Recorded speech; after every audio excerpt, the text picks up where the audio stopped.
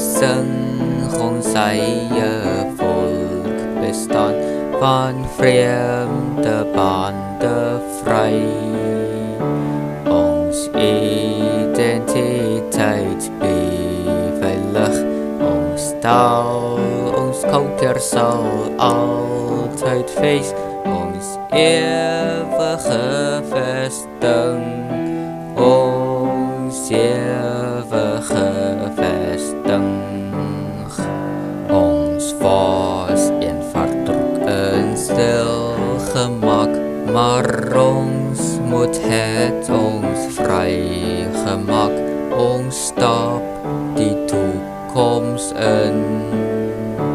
As Afrikaners vol trots en vry, nooit weer sal ons lewe wees nie in ons geboorteland, in ons geboorteland.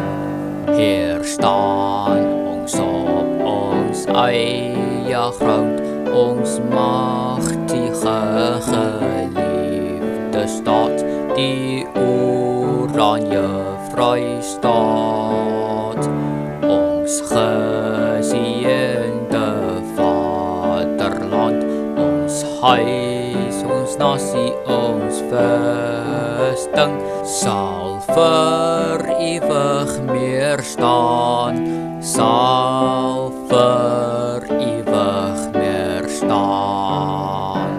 Beskerm, o God, ons kosbare land, lei hom aan u Vaderhand, verlig hom van ons hoog, sodat sy werk heilige word en Vaderland en bergeland tot Isië mag strak, tot Isië mag strak.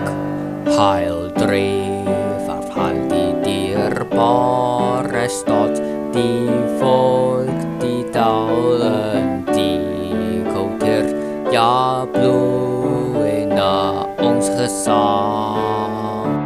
Die Vrystaat en sy berges in dichte groet van smit bevry, nog baie eeuw voort, nog baie